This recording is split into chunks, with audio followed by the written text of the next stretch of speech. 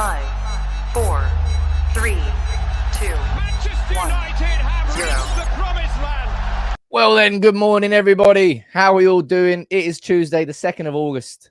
29 days until the transfer window closes. 5 days until the Premier League kicks off against Brighton at Old Trafford on Sunday. And still, let's be honest, we've got a lot to sort out as a football club. We've had 3 signings so far. We've had 5 players leave with their contracts expiring. We've had Dean Henderson going out on loan to Nottingham Forest. And still, there is so much more to do. I will this morning run through an article from The Telegraph, from James Ducker, speaking about the fact that Manchester United are sitting there waiting on offers for 6 players. Ten Hag, he wants more cleared out. He wants the decks cleared. At the same time, I'm going to speak about, I don't particularly consider it a massive update from The Athletic on Frenkie de Jong, but it's a conversation about Frenkie de Jong and it's a conversation about Chelsea. All right. I'll speak about that. We're going to also speak about Cristiano Ronaldo. Ronaldo has tried to force his way out of the club this summer, but he's basically run out of options. So at this moment in time, I'd be more surprised than anything if Cristiano Ronaldo didn't stay. That's what I think. So anyway, we're going to speak about the appointment of Tom Huddleston as an under-21s coach. Came as a little bit of a surprise. I'll run through that. What else we got? Loads of other talking points, and I'll answer your questions. Who's down here this morning? Good morning to you, Asan, as always. Someone just joined there as a member before we went live, so let me make sure I give you a shout-out. Jordan McBride, how you doing, buddy? Nice to see you there. Carl Howell, 9:33. It's not Fergie time. Sam time. People's time. Don't know what time, but it's 9:33. And good morning to all of you down there. Dipesh, Pito, Pap, I can see you there. Stefan T, good morning to you. Dad and Lad Fishing, which still remains probably one of my favorite YouTube usernames I've ever seen. How are you all doing? First things first, I'd like to say, if you would consider it, the new podcast episode went live today, and it's the first episode of season 2. It's me and Bal, and we preview the season. So if you'd like to hear my thoughts on where I think United will finish in the Premier League, Europa League, FA Cup, that video is going to be going out on Thursday. If you want to listen to it, you can listen to it first. There you go. For the next couple of days on the podcast. I will drop the link to the podcast in the comments right now, both on YouTube and Facebook. If you want to listen to it, it's on Spotify, it's on Apple, it's on Google, it's on everything. Everywhere you want to listen to your podcast, you can listen to it. So please, if you would, make sure you listen to it. But let's get straight into the show today. Wow, man. July was crazy in terms of covering things here on United People's TV. I don't particularly feel that there was like an incredible amount of activity, but just following the swings of all the transfers, covering the whole pre-season tour, I really did enjoy that.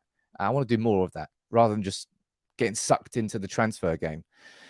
But United have got so much more to do. So much more to do this summer. It's what we all wanted to avoid. But ultimately, we didn't really have, let's be completely fair and honest here and truthful, we didn't have real belief that the club would be able to get all of our activity done early. When it comes to players leaving, this is more a case of United still suffering from the mistakes that we did previously. So if I go over here and I read the latest in this article, from this article with you, we can have a conversation about that. This is from James Ducker. He said, United are also facing a battle to trim their wage bill and raise funds by offloading a host of players permanently or on loan. Ethan Laird is set to join Watford on loan, and we've already spoken about that, right? But United are willing to listen to offers for an array of other defenders, including Aaron Wan Bissaka, Alex Telles, Erik, Phil Jones, Axel Tuanzebe, and Brandon Williams.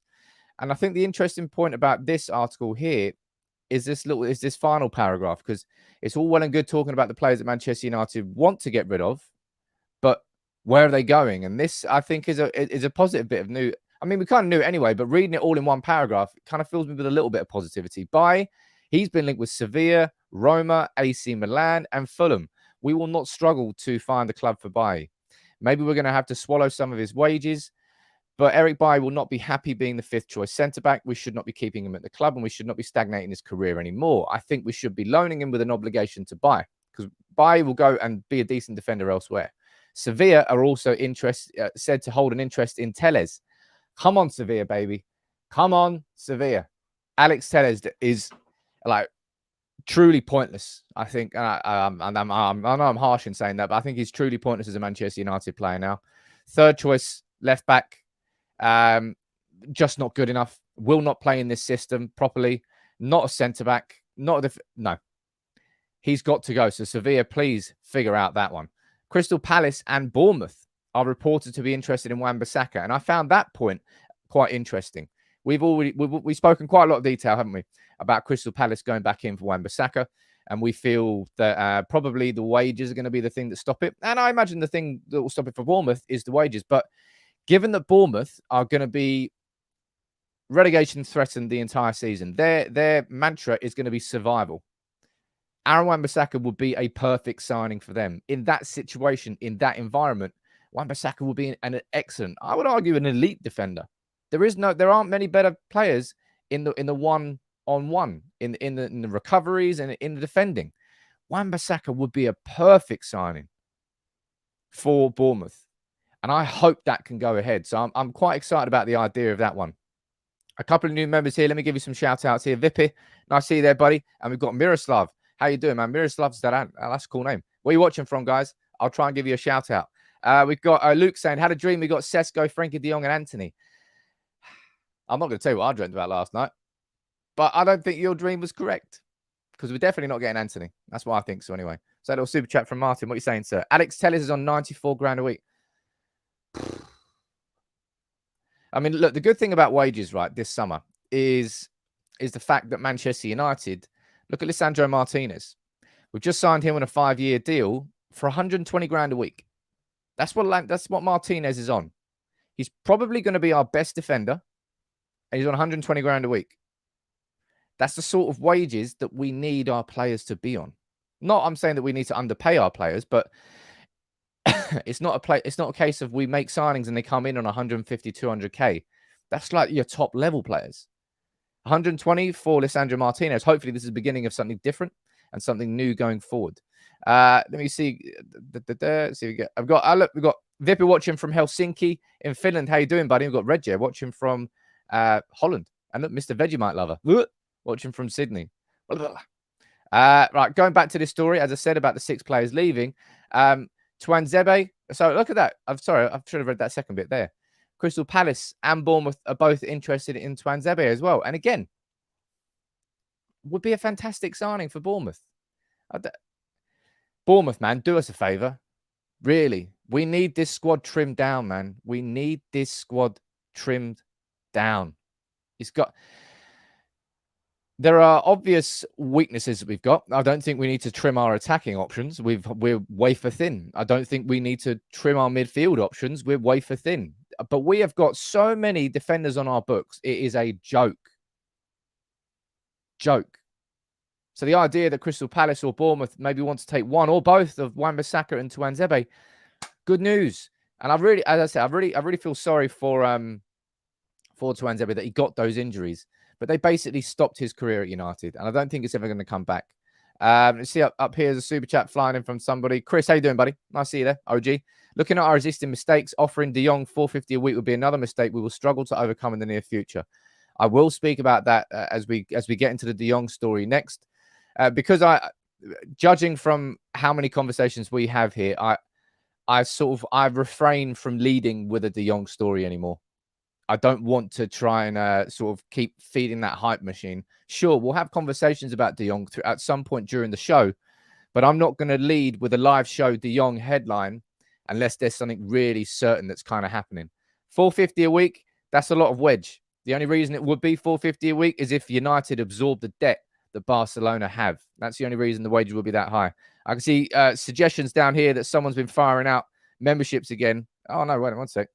It's so annoying that I can't get this on screen. I've got to whip my phone out, pull it out, and have a look because it is really quite frustrating to do. There we go. Josh, man. Yeah, Joe's. I'm like, Joe. Joseph sending another 5 memberships. What a dude. What an absolute dude. Thank you very much. What an absolute dude. Charles down here saying that 450k a week for De Jong. He didn't deserve it. let's speak about De Jong in a bit. Let's get through this first, and trust me, I will speak about it. And Wayne Rooney might be doing United the biggest favour of all favours, and may well be signing Phil Jones. Now, Sam, you're speaking down there about that McLaren interview. I'm not going to mention that in this. I'm not going to go into that in too much detail in this video because I want to do a separate video on that. Cracking interview from Steve McLaren with the official website. But Phil Jones, please leave. That was so out of tune. But Phil Jones has been out of tune as a footballer. Look, Phil Jones wasn't on the preseason tour. Phil Jones hasn't been training with the first team. Phil Jones has basically been in bubble wrap on his own preseason regime. And I think we've got to get rid of Phil fucking Jones. And I say that with a bit of aggression because my word, how is Phil Jones still a Manchester United footballer? It is a joke. That is a joke. I think he's due a testimonial. My God. I mean, of course, we know the reason why he's still a Manchester United footballer. It's injuries and XYZ and false dawns and blah, blah, blah, blah, blah, blah, blah. Shit me. Just end it now. Please, Wayne Rooney, come in and do that. It's probably because he's on some insane contract. Probably. My word. How we haven't got rid of Phil Jones yet. The day that happens. I mean, look, Vicky's down there. So I don't know whether that's true or not, whether he's refused a testimony, but he's been here that long that he could get a testimonial. But look, as I say, the headline of the video, United are waiting for offers on 6 players.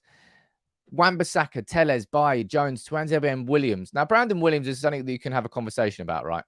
Brandon Williams, out of those players, you might say, right, well, you could potentially keep him inside that squad for a little bit of a buffer.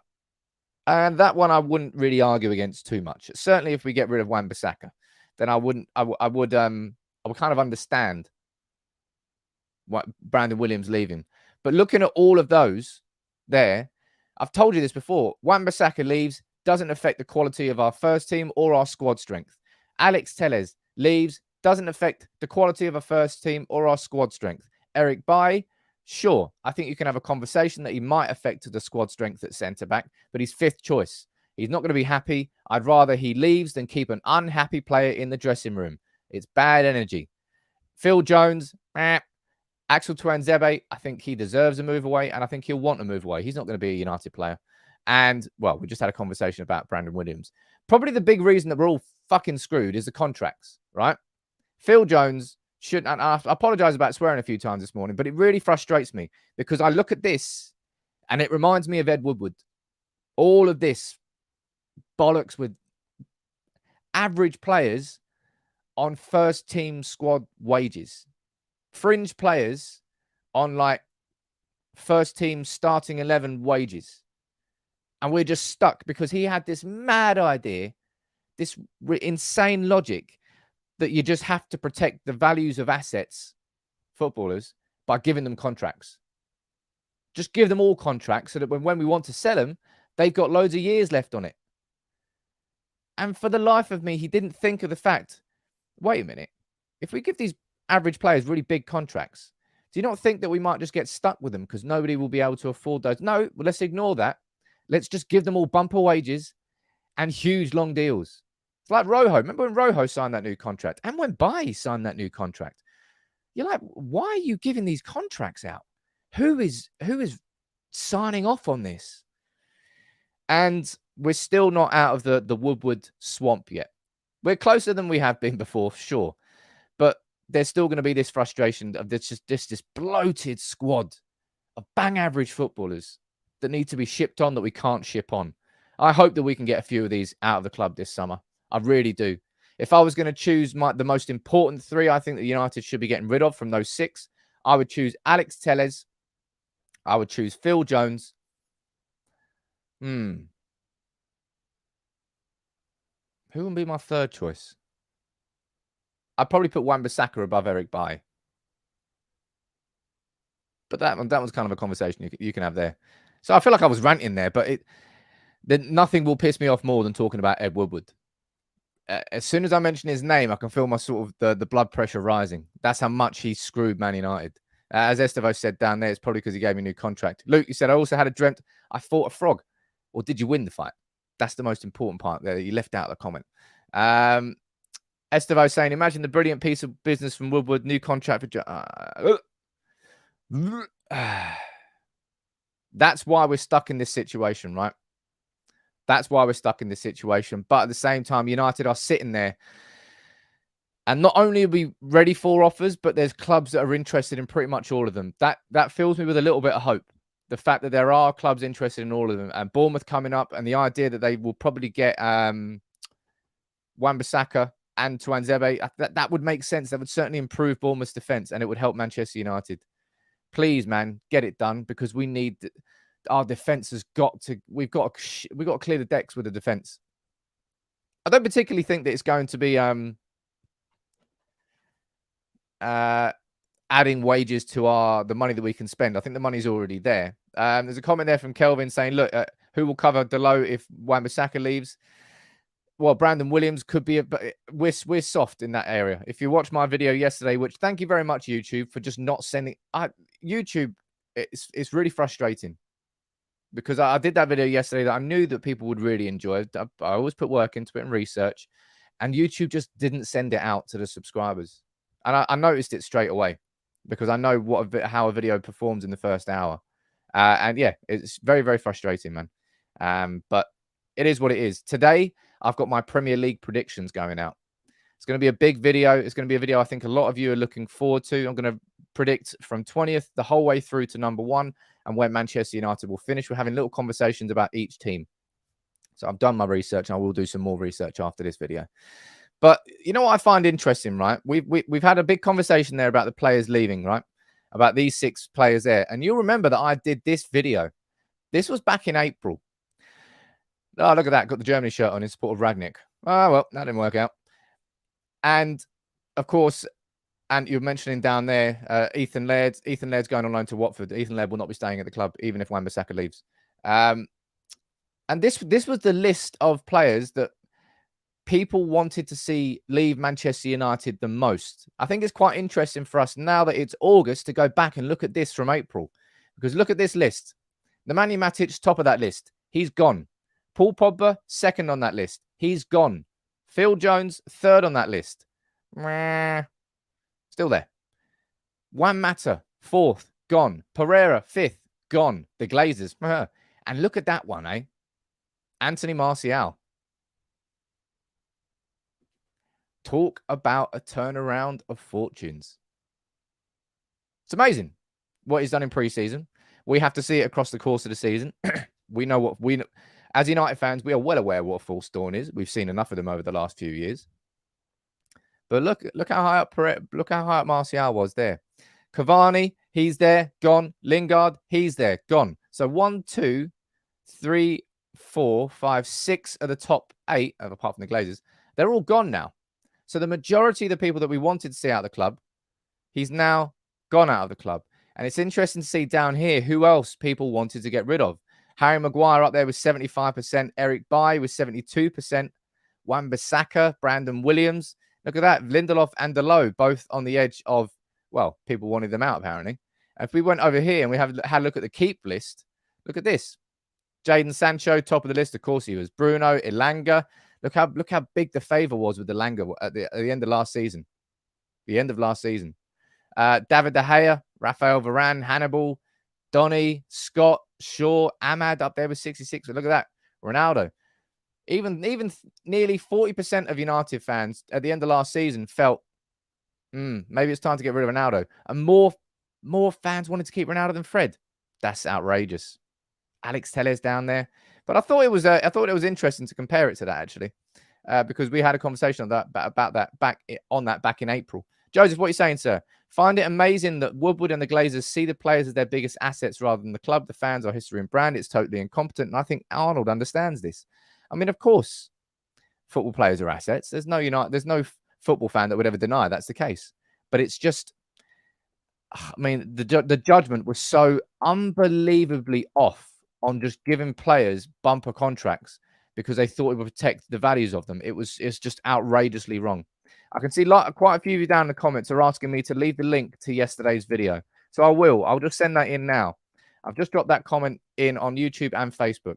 Really frustrates me, as I say. You put all this work in, you do everything correct your end, all of it perfect, and then YouTube as a platform goes, nah, I'm not going to work properly. Very frustrating, but hopefully, fingers crossed, it won't happen to today's video, Premier League predictions, because that's something that I've been planning for a long, long time. Now, moving on from players being sold, I will now have a conversation about Frenkie de Jong, and I will run through this conversation about Chelsea and everything there from the Athletics. So make sure you drop a like on the video, and let's get into it. Lou, what are you saying, sir? Hi, Sam. Just joined in the live stream. Any potential incoming transfers? Don't think I saw any news from Fabrizio's Twitter. There's nothing at this particular moment in time in terms of movement on Benjamin Sesko, on anything like that. There isn't. And I'll tell you one thing that is going down here. Lots and lots of you are also asking me about the Fantasy Premier League. And I haven't actually, like Mark, your comment there reminded me. I've not really promoted it here yet. I think that there is the link to the Fantasy Premier League. I need to get this sorted this week. Mods, if you can help me, we can get some promotion done. I'm going to be throwing out some good prizes. So make sure you join that league. It's free to join, of course it is. But yeah, that's the Fantasy Premier League for the United People's TV. For everybody on Telegram, on YouTube, on Facebook, the whole community, make sure you join that. And let's see if you can beat me. Spoiler alert, you will beat me because I'm absolutely crap at fantasy. I get really excited about fantasy football for about 2 weeks. And then as soon as I have a crap week, I just go, nah, sod that, I'm gone. And I forget about it. It is what it is. But let me run through the Athletics update. And what I say update, the conversation they're having around De Jong and Chelsea. Having spent much of this summer transfer window being gazumped, could Chelsea finally become the gazumpers? Is that word, gazumpers? I think it is. In the never-ending saga of Frenkie de Jong, stranger things have happened. Chelsea are watching de Jong's mess of a situation at Barcelona with considerable interest. Tuchel is a keen admirer, and the Netherlands international would present an elite succession plan to Kante and Jorginho. We go down here. Manchester United are also watching, but it is painfully clear to all parties that if de Jong truly wanted to be at Old Trafford, the wheels were in motion for him to make the move weeks ago. And then they just contradict themselves by obviously pointing out the reason he hasn't done anything yet.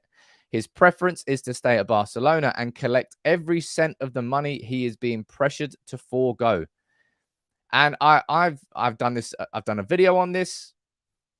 I've had conversations about this, and I've spoken about it until I can't be asked to speak about it anymore. I can't be asked to have to explain to people how the concept of de Jong wanting to stay at Barcelona because he's owed £17 million is a separate conversation to whether or not he wants to play for Manchester United.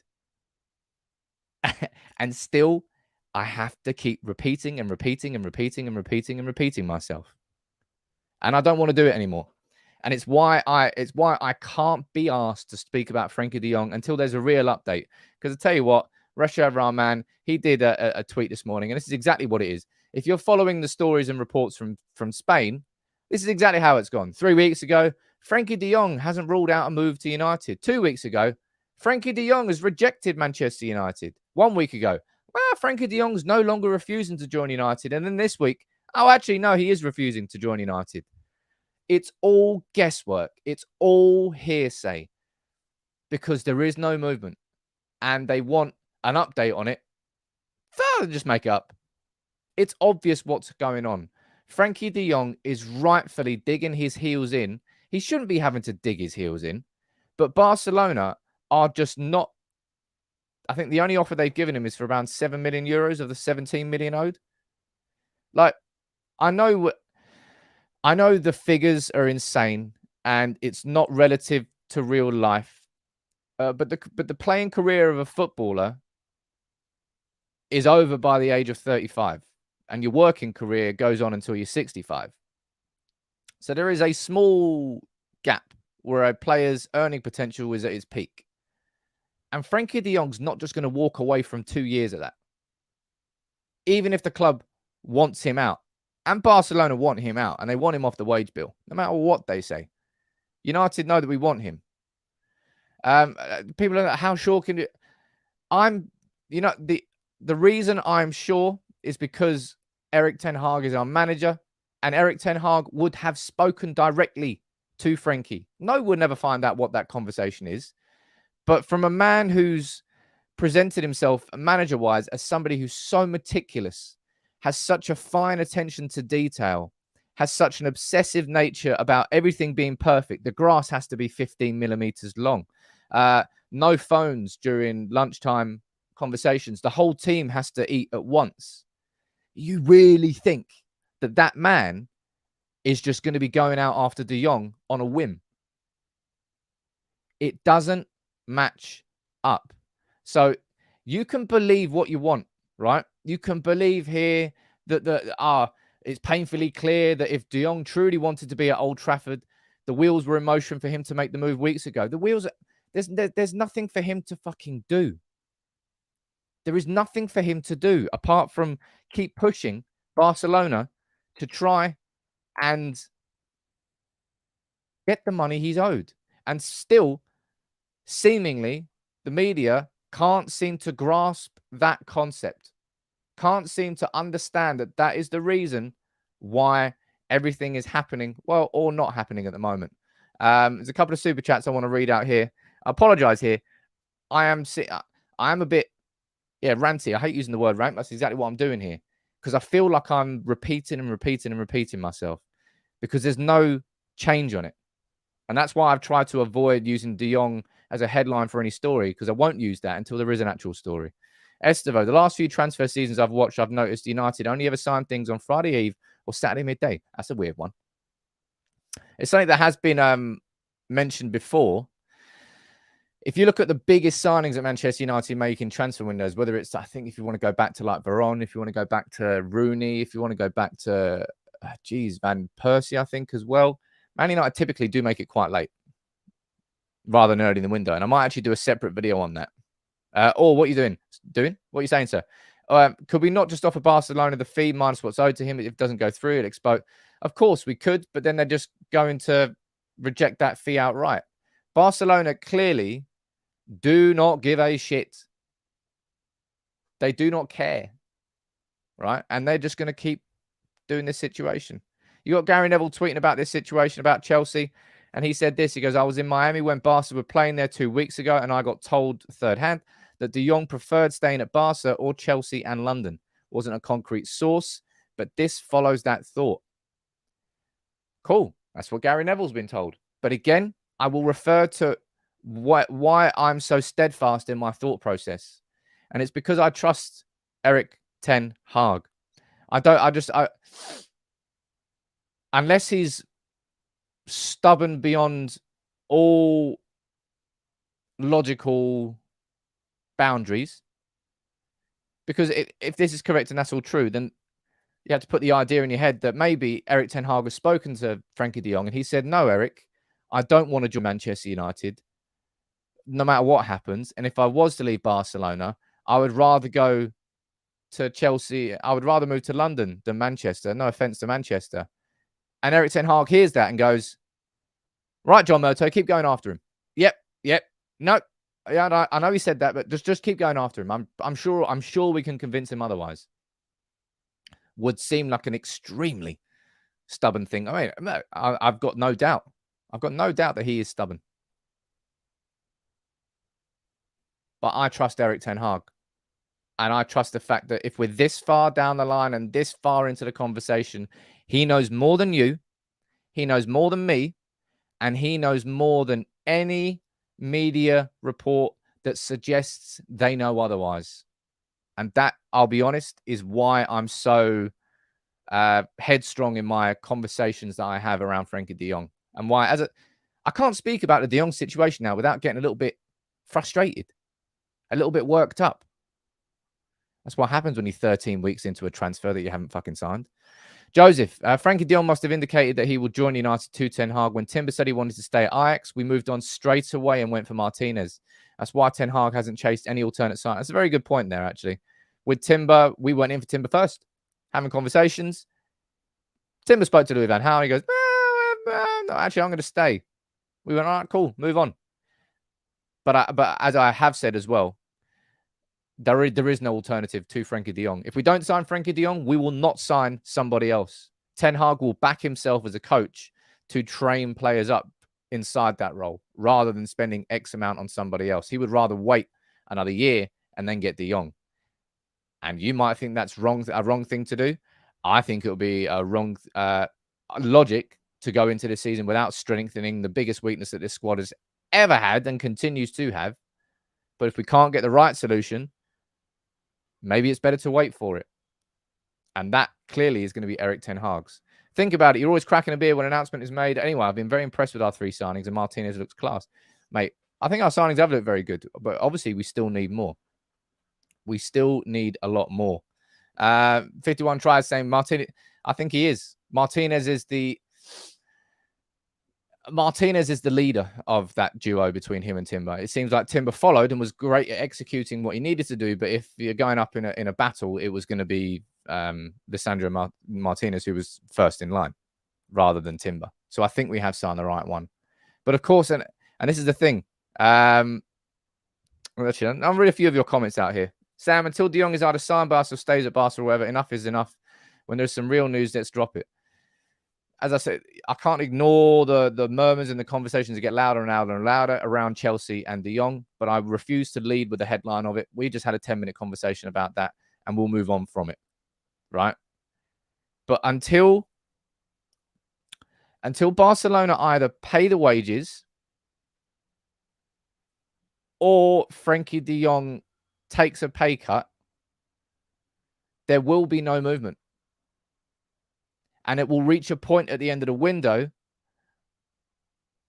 where Barcelona have to make a decision because it will affect their... Obviously, they've got this third economic lever.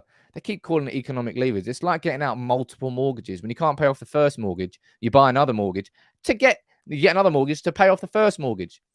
And it's just like it's not consolidating your debt. You're massively in debt on a credit card. I've got an idea to fix this. I'll get another credit card, pay off that credit card, and you find yourself in some sort of spiral, thinking you're sorting your debt by making your debt bigger and bigger and bigger. They've got millions. They've got 500 million from their 2 deals selling the TV rights, and they've got 100 million, I think, from selling off part of their Barcelona studios.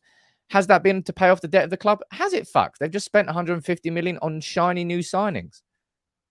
It's a completely immoral club. I don't care what you say. It's ridiculous what they're doing to Frenkie de Jong, and United are suffering because of it. We're being made to look like a joke because of it, when in reality, we've agreed the fee with Barcelona. And our manager absolutely backs the fact that de Jong would be happy and want to play for Manchester United. Otherwise, we wouldn't be this far down the line. End the conversation. Let's move on to a happier conversation. Cristiano Ronaldo. Having to take a drink now. Rob, that's an interesting comment. What are you saying? You have to look at this as a lawyer. He needs to stress that he definitely wants to stay. If this will go to court, he cannot give the impression that he was already thinking to sign it. Mate, Rob, how dare you say something so logical? How dare you say something so logical like that? No. That doesn't suit the... No, he doesn't want to play for United. He didn't want to play for United. But yeah, speaking of players that don't want to play for United, how about that as a segue? Henry Winter released this article yesterday evening. He said, it's time Cristiano Ronaldo, the circus left town for Erik ten Hag's sake. And I'll be completely honest, and I will say that this is exactly where I am at with Ronaldo. I love Ronaldo. I love Ronaldo for what he's done at Manchester United. He is the best player I've ever seen play in a Manchester United shirt. I remember him when he arrived from Sporting Lisbon. I remember watching his growth, and I remember the years of excitement he gave all of us. Nobody lit up Old Trafford like Ronaldo did. And that year, 2007-8, with that Ballon d'Or and the Champions League and the double, it's probably the best ever season we're ever likely to see from an individual in a Manchester United shirt. That's a given. And what he achieved since is incredible. And people are down here. And honestly, it's staggering me. I think this Ronaldo situation is really exposing that split in the fan base of people who are just Man United fans to the core, and then other United fans who are so entrenched in the Ronaldo story that they can't look elsewhere. And with Ronaldo, the fact, do you want to speak about facts this summer? He wants to leave. He wants out of Manchester United. He does not want to play for Manchester United anymore. That is the only fact, really, that we've definitely got. And then if we go down here and we look through the other facts, well, this is from James Ducker from the Telegraph on the Ronaldo situation. Let me read this out here. He said, Ten Hag and Ronaldo, I didn't really look into that sort of conversation. They had a little bit too much. I didn't there. But look, with no obvious escape route at this stage, the signs point increasingly to Ronaldo being forced to stay at United next season, with the club refusing to back down from their insistence that he's not for sale. But the situation threatens to cast a shadow over the start of the campaign as he attempts to hit the ground running. And this is the thing here. Chelsea, Bayern Munich, Atletico Madrid, Barcelona, PSG have all distanced themselves from moves for Ronaldo. Nothing has materialized with Napoli. And a loan move to Sporting Lisbon is considered a non-starter. What are we saying up here? There was something that popped up here. I want to read this one. And saying they're putting this one up here. No, I won't. No, I will not. And I'll repeat this, and I will repeat this again and again and again. I love Cristiano Ronaldo. But what he's doing right now to Manchester United, who does that help? Is that really helping United? Oh, but United haven't matched the ambition. But we haven't matched the ambition of Ronaldo. I think, as I said, the reason that Rooney left was because we sold Ronaldo and we didn't have the ambition to replace him properly. Ronaldo questioning the ambition again is a fair thing to do. We've been stuck in this situation. Yeah, you're right. He hasn't done anything, mate. He hasn't trained at all. He hasn't been on the pre-season tour. And of course, we've heard there that it's obviously to do with the family and to do with personal reasons. And we know that the loss of the Ronaldo family that's had this year. And it must be devastating. This Ronaldo situation is shit for United. Absolutely crap. And I think that Ronaldo and Jorge Mendes have played this wrong this summer. Jorge Mendes met Todd Bowley, Chelsea's owner. I think they felt that there was more interest in that situation. And what's happened? Every single club, one by one, has said no, no, no, no, no to Ronaldo. To the point where Ronaldo, I believe, will be a Manchester United player this season. Because we will not just terminate his contract. I did a video on this. I said, look, Ronaldo, man, if money is not the issue to you, and it really is just a case of playing Champions League football, and that's your ultimate ambition, then I understand that. Because of the age that he's at in his career, cool, man. Pay off your contract. Give Manchester United the 20 to 30 million that it would cost to sell you. You give that to us, and you buy yourself out. You want to hand in your transfer request, you pay that money. And Manchester United, I'm sure, will oblige at that point because you've bought out the contract, which you are legally obliged to see through. And then you are free, a free transfer. You can go anywhere you want. You can take £43 a week if you'd like to.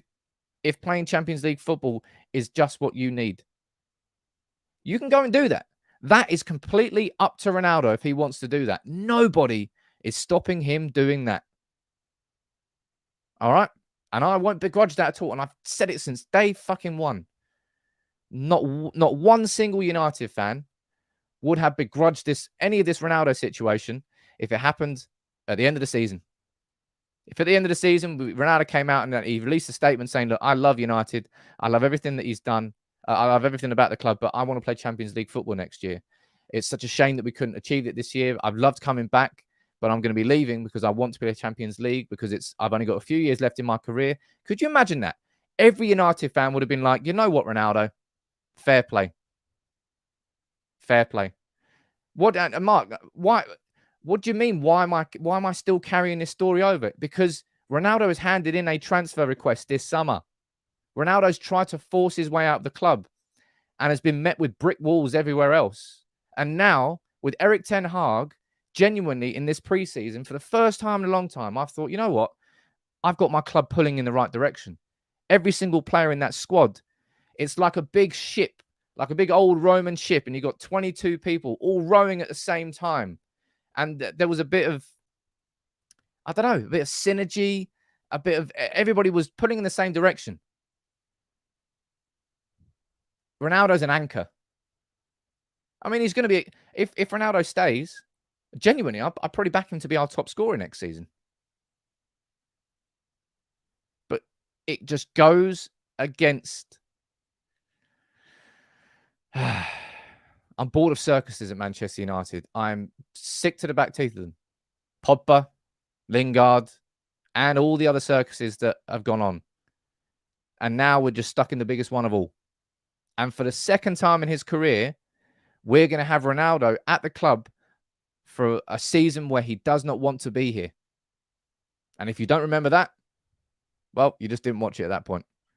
And it's honestly, it's amazing. It is amazing how many people really, really just will not hear criticism of Cristiano Ronaldo. It's almost like religious.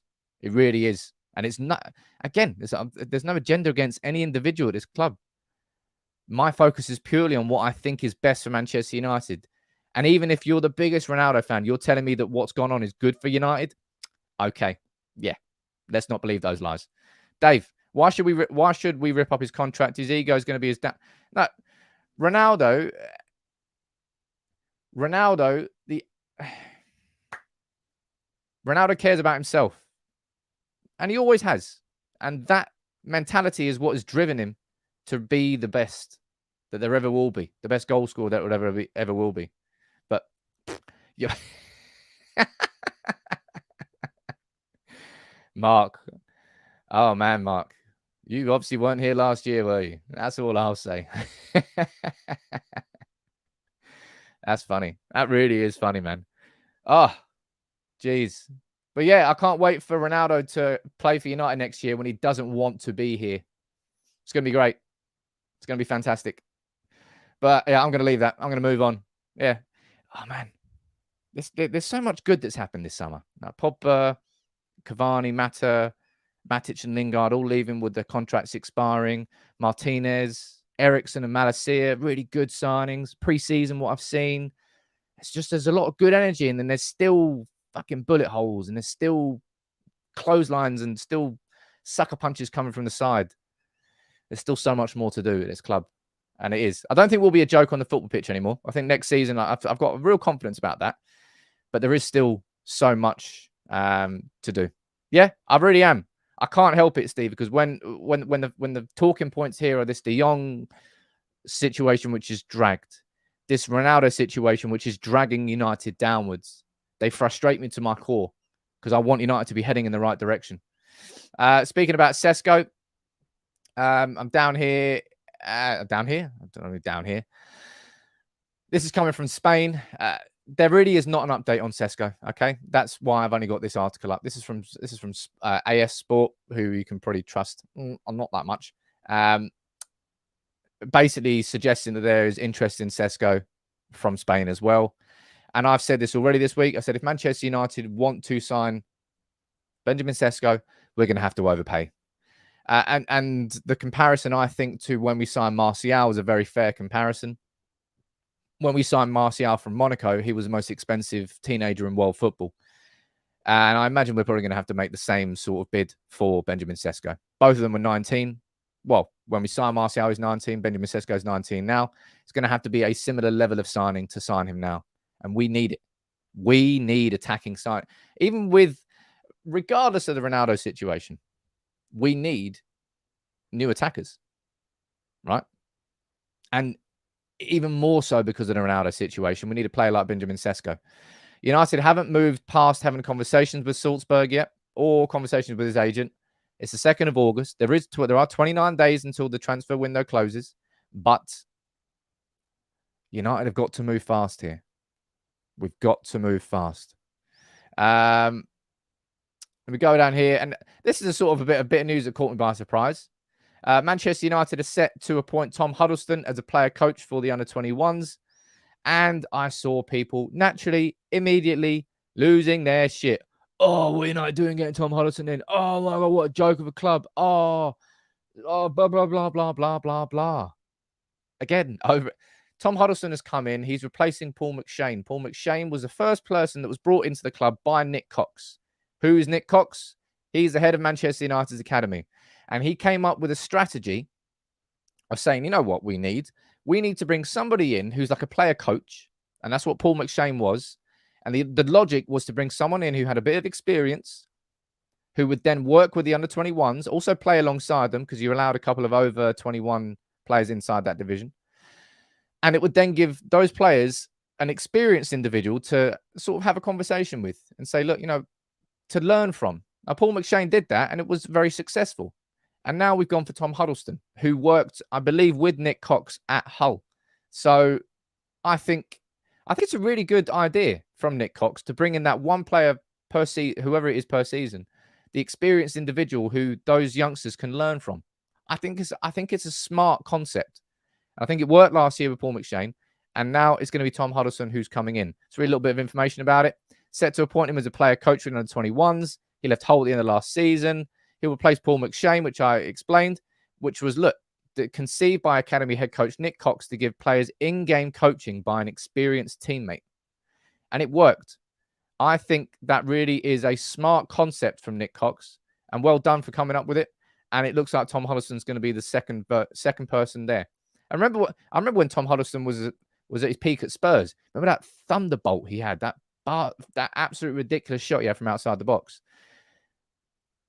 Good appointment. I understand the logic of it. There was also a separate appointment yesterday, and this was for Kevin Kage, who is a video analyst that's been brought into Manchester United from Ajax.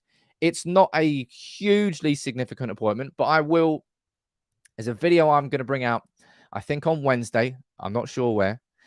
But on Wednesday, I'm going to be bringing it out, and I will explain all the appointments that Erik ten Hag has made this summer, from Benny McCarthy to Mitchell van der Gaag, Steve McLaren, Kevin Kage there. And Kevin Kage is going to be brought in as a video analyst. That's basically somebody who will, when a game is finished, he'll look at the game. He'll say, right, these are the patterns that we've seen in that game, and these are the things that we need to learn from.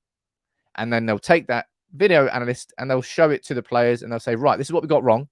This is what we need to get right for the next game. Let's head into training this week, and this is what we'll work on, right? So I think that could be a cracking appointment.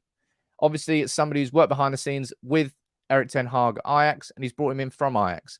And it will probably speed up Ten Hag's ability to react to mistakes that happen between games. That's probably the best way, I think, to describe it.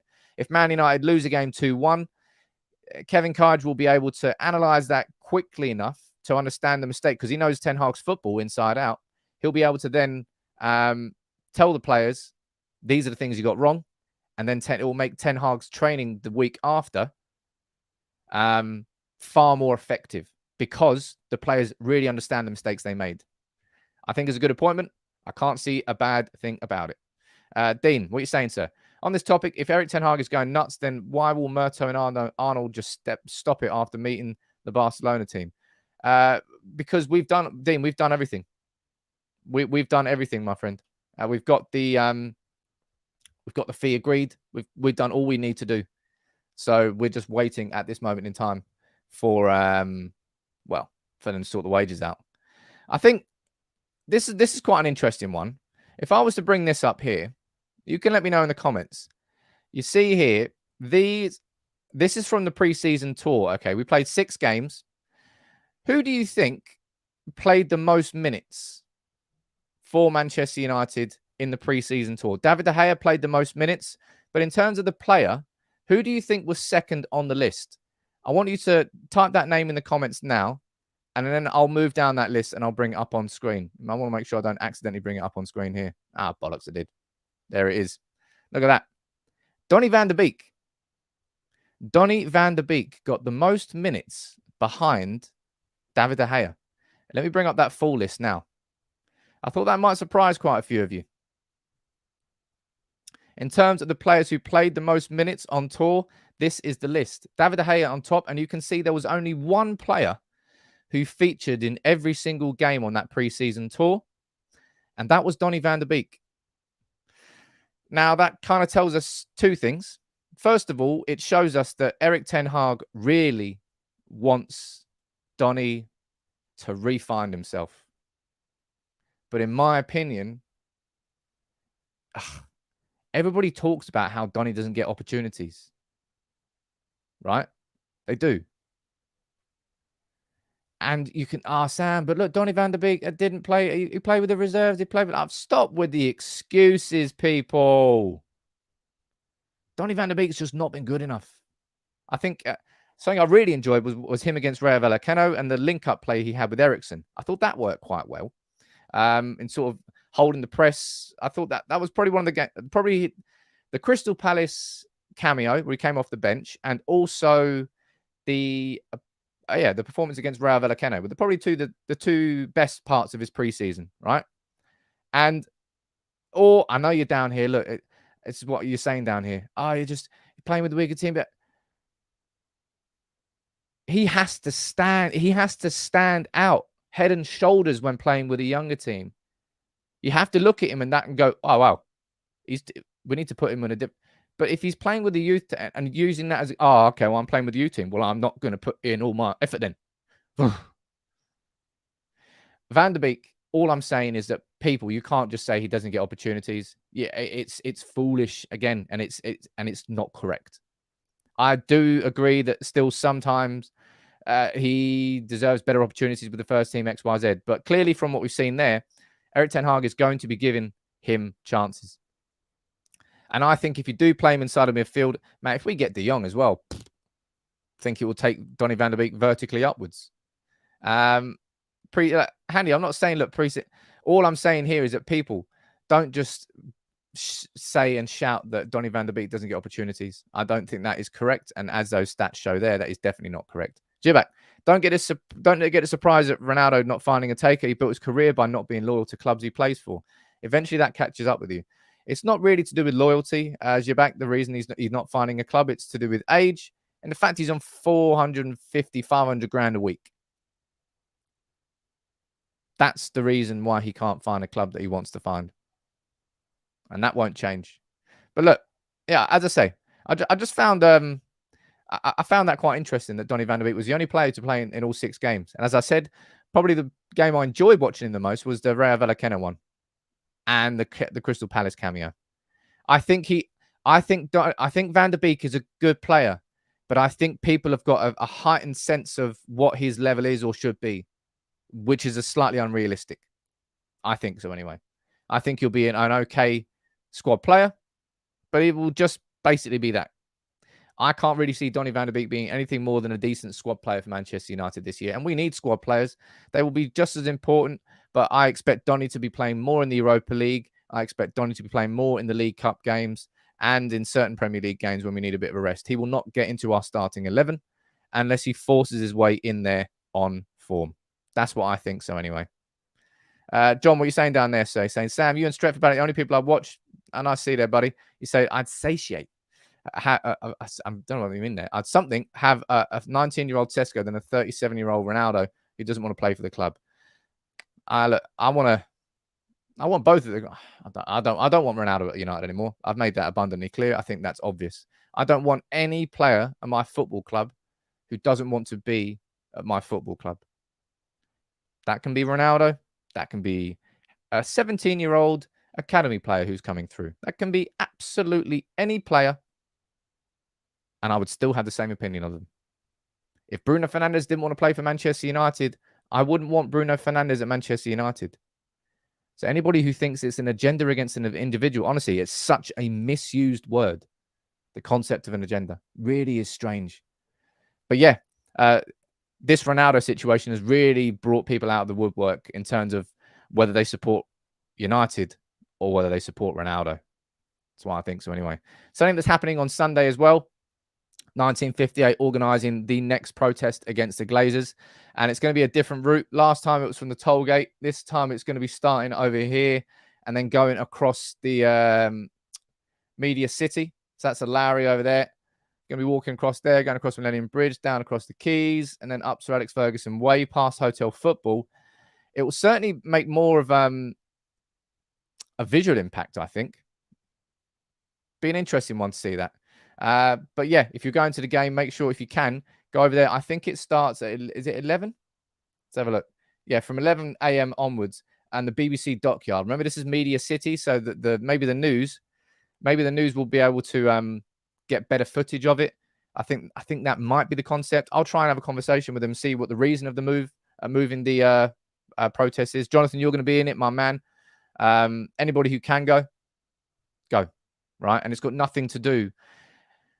It doesn't matter if we sign De Jong. It doesn't matter if we sign another 150, 200 million pounds worth of players. The conversation is still the same around the Glazers. That's something that people don't seem to understand that greatly. They're separate things. It doesn't matter what the Glazers do from now on. The damage is done, and we want them out of the club. Simple as that. Look, right. I apologise if I've got a bit ranty and chat. Last couple of minutes, fire in your questions, and I'll try and answer them as much as possible. I just want to reiterate there the point. This Ronaldo situation works me up massively because it just frustrates me that United have found themselves in another situation where it's a tug of war. It's a tug of war with the player. And ultimately, if within this Ronaldo situation, we would have sold him already if there was another club that he could have gone to, and that would have been done. And with the Frenkie de Jong situation, we find ourselves not in a tug of war. I don't know what we find ourselves in with Frenkie de Jong, but we've done our piece. We're sitting there in the armchair. We've paid the fee that we need to pay. And we just have to wait to see. We know that De Jong's not going to take a pay cut. So we need to see when Barcelona are going to stop playing chicken effectively, which is what they're doing at the moment. Handy there with an absolutely horrendously incorrect comment saying the protest is not necessary. It won't do much. That, sir, is called a defeatist attitude. And that, sir, is if any protest in the world had that sort of approach, then change would never, ever come anywhere. Look on the bright side, said Ant. If we get another game called off, we'll likely get a points deduction. Then signings will be irrelevant. Look at that. Ant always optimistic. What a hero. Charlie, don't worry about that. I saw that. It's not about emotions. As I say, it's just... Actually, no, it is exactly about emotions. Yeah, I've been getting worked up. I don't know. It's just frustrating. I think it's pure frustration. Pure frustration rather than anything else. And I think if I go down to like the core, the root core of it, it's because I see Ten Hag doing so much good. And I see so many positive things happening that these sorts of things that try to derail that progress, they kind of make me angry. Tyler, Sam, do you think Eriksen will be better in number 10 role and Bruno playing in the number 8 role? I don't think United will specifically have a number 10 role this season. And I'll be honest, man, like with Ten Hag's football, we won't really, like, you can talk about us being in a 4-2-3-1, but you're going to see situations where Tyrell Malacia is on the edge of the box in like a number 10 position. And then you're going to see him in like a defensive midfield position. You might see Martinez randomly as a number 10 because he breaks through. We're going to be a fluid team, and players will drop into the spaces that other players leave if they go on a run, because it's not, players won't be tied to zones. They'll be tied to overarching philosophies of football. And that will mean that sometimes you're going to see Eriksen playing in more a number 10 role. Sometimes you're going to see him drop into a number 8. And the same goes for Bruno. It's all going to be fluid and move, but they're all going to do it at the same time and together so that spaces aren't left behind. And when you can do that, wow, that's really when you can play top-level football and teams find it very hard to defend against you. What are we saying down here? Predicted 11, that's going to be going out on Friday, Deshan, for the Brighton game. It's a big one. I'm not going to be doing predicted 11s all season long, but this is the first game. And I think I might be doing more predicted 11s. I'll keep it for the members only. Stephen saying, look, love how passionate you are. Thank you very much, man. Yeah, it comes across. I care about the club. I genuinely care about the club. What are you saying down here? I think we'll have a good set. Look, I'll wrap it up for today. Okay. As I say, I'm not going to apologize for that today, but the end of this window is starting to get under my skin a little bit. I want to see us do well, and I just want to see us win that game against Brighton, and then we can just start this season. There's been a lot of talk and a lot of everything, really. More is needed. Yes, more is needed. I will cover it here on United People's TV, and I hope this, in a dream situation, August ends with another 3 signings and 6 players leaving. That's probably not going to happen, but that's ultimately what I would like to happen. That's 9 things. Let's see how many United can get done. Make sure you check out my full Premier League predictions video. It's going out at lunchtime today. I'll speak to you soon. Take it easy, everyone.